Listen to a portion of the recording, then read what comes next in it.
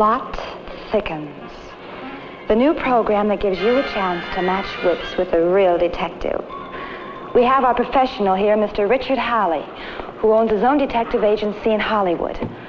Our three amateur detectives are Mr. Stan Ross, an advertising executive from Coney Island, the lovely and talented Miss Jan Sterling, and the one, the only, Groucho Marx. Take this female out and find her a mate. And get me one, too, while you're out there. This is our mascot, Lucifer.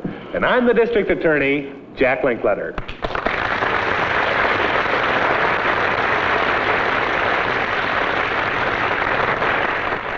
Thank you.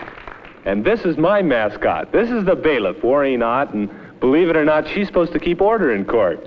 That's going to be a chore. Maureen, could you put Lucifer down on her pillow so she doesn't steal the show? We've all patted her for good luck. As any cat will tell you, this is a mystery program, but it's also a game. We're going to show a 10-minute mystery film, and then the actual suspects that you see in the film will sit on the witness stand, and our detectives will give them the third degree before they decide which one is the criminal. Now, each one of you detectives who correctly names the killer, you will win $500 in cash. And in just a moment, I'll explain how some of you may win $1,000. You see, already the plot thickens.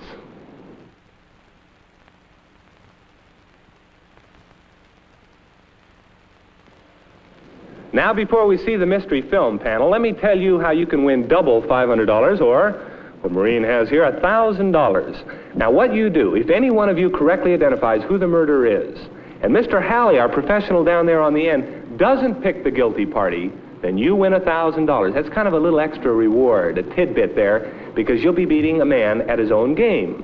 Now, bailiff, if you will wheel out this monitor so that the panel can see it very clearly, all you have to do is decide who is the murderer. Just keep your eyes on the TV screen, and you amateur detectives at home, see if you can guess who done it as the plot thickens.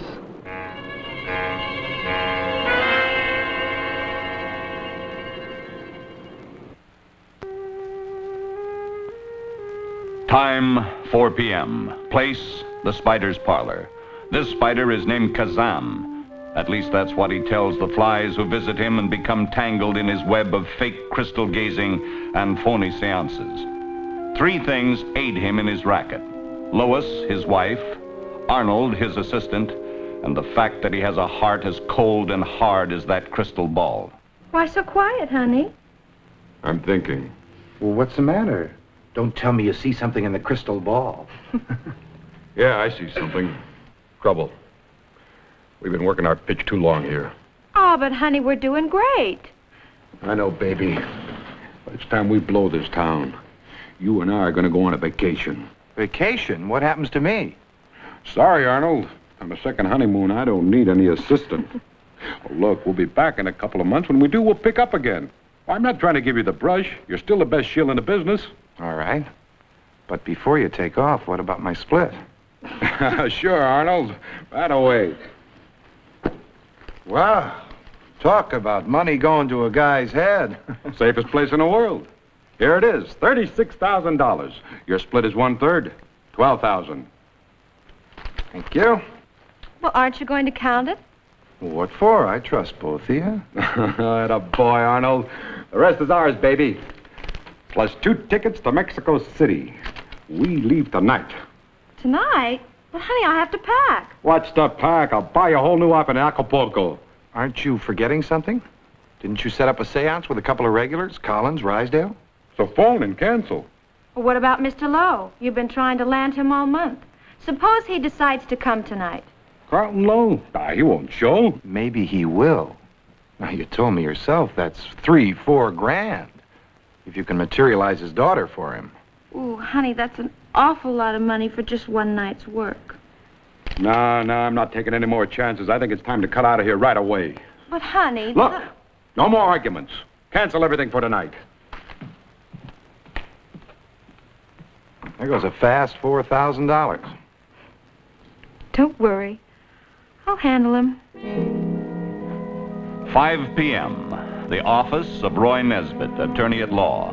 His client, Selina Rysdale. Quite a mouthful, and she's quite a handful, too, as Nesbitt is beginning to discover. Superstitious. That's the whole trouble. You're superstitious. And you're very impertinent, Mr. Nesbitt. For the last time, I'm asking you to leave me alone. But I don't want to leave you alone, Selina. It isn't just protecting your investments. I want to protect you.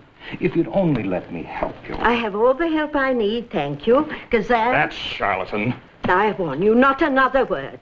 Kazam is a very great psychic counselor. Great psychic swindler, if you ask me. I've got a whole drawer full of these things. Canceled checks, thousands of dollars that you've donated to his phony schemes, just thrown away. Thrown away? You seem to forget that Kazam was able to contact my late husband. You don't believe that, do you? Somebody mumbling in the dark through a trumpet? Anyone attending a seance with an open mind could prove to you that it's all a fake. Now, that's just enough. It may interest you to know that I'm seeing Kazam again tonight. And it wouldn't surprise me a bit if he advised me to get another attorney.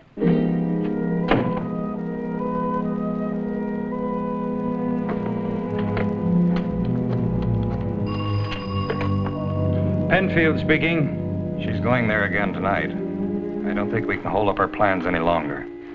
All right. I'll get over to Kazam's right away.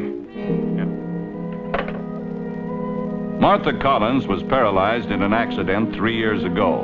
Her brother Sid took over the household affairs. Today, at 7 p.m., Martha discovered something else that Sid had taken over. All right, Sid. What's the meaning of this?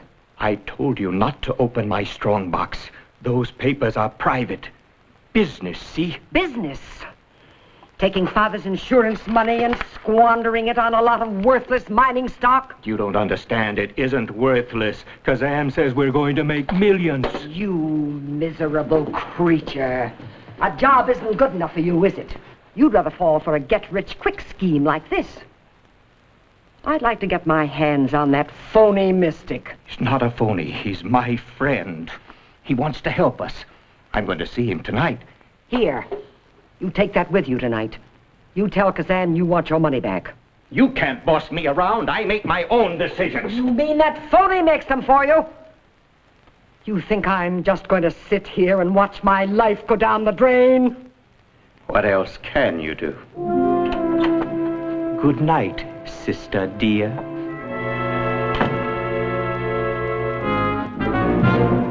All day long, Carlton Lowe sat in his penthouse apartment trying to make up his mind. Ever since the sudden, tragic death of his teenage daughter, he debated the possibility of making contact with her spirit. Now, tonight, at 7:30, he came to a decision. He called Kazam. That's right. It has to be tonight. Yes, I'll bring the money. In cash. But I don't like to carry such an amount with me. Very well, if you insist. But I must be sure. You understand, quite sure. If there's any sign of trickery... All right, 9 o'clock.